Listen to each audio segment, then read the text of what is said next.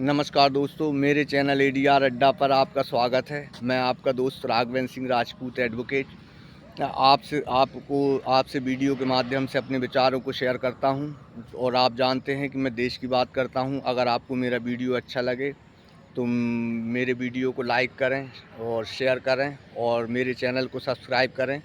तो जैसा कि आप जानते हैं कि मैं देश के मुद्दों पर बात करता हूं, तो आपसे मैं आज अपने देश के मुद्दे पर बात करूंगा कि एक बहुत महत्वपूर्ण मुद्दा जाति आधारित जनगणना।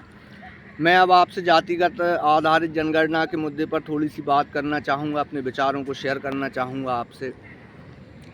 देखिए दोस्तों, जातिगत जनगणना जो है वो इस बजट सत्र में जब एलओपी के द्वारा संसद के सदन को संबोधित किया गया तो उन्होंने एक चक्रव्यूह की जो बात की थी और उन्होंने कहा था कि इस चक्रव्यूह को हम तोड़ेंगे। तो वहाँ से मैं इस बात को शुरू करता हूँ। तो अब विपक्ष के नेता जो एक डायनेमिक काम कर रहे हैं, राहुल गांधी जी, वो कल प्रयागराज की धरती पे थे और उन्होंने प्रयागराज की धरती से ये कहा, संविधान सभा को, संविधान के का जो कार्यक्रम था उसमें वो बोलते हुए कह रहे थे कि अब जातिगत जनगणना उनके लिए कोई पॉलिटिकल मुद्दा नहीं है। अब जातिगत जनगणना उनके जीवन का एक संघर्ष का एक लक्ष्य बन चुका है। और उन्होंने समझाया कि किस तरीके से जिसकी जितनी संख्या भारी उसकी उतनी हिस्सेदारी पर वो बात करते रहे।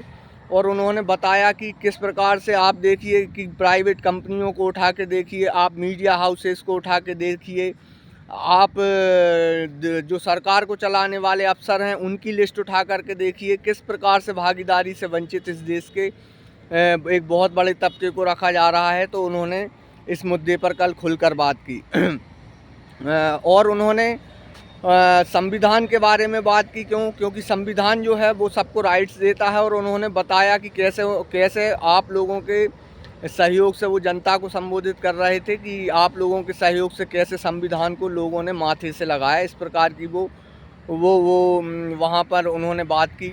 और जातिगत जनगणना के जो डायनेमिक, जैसा मैं आपसे कहता हूँ कि इसके जो डायनेमिक परिवर्तन होंगे हिंदुस्तान में, क्योंकि जाति हिंदुस्तान का आधार है। और अगर जातिगत जनगणना इस देश में नहीं की जाएगी तो फिर आप बताइए कि कैसे लोकतंत्र हिस्सेदारी का नाम है, तो हिस्सेदारी हम किस प्रकार से सुनिश्चित करेंगे। तो इस प्रकार की जब कमिटमेंट आ रहे हैं और जातिगत जनगणना का जो एक मुद्दा उठाकर उन्होंने प्रयागराज से नीतीश कुमार जो सरकार में सहयोगी हैं, उन पर भी एक प्रकार से सवाल किया है उनसे भी कि आपने जातिगत जनगणना कराई तो आप अगर सरकार में हैं तो आप सरकार पर दबाव डालें या फिर सरकार के समक्ष अपनी मांग रखें और इस देश में जातिगत जनगणना के मुद्दे को आगे बढ़ाएं और जातिगत जनगणना की जाए।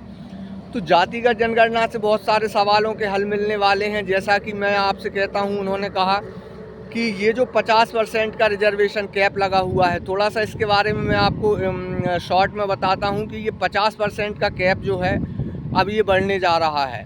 अगर जातिगत जनगणना होगी तो ये कैप 80 के लगभग जाएगा।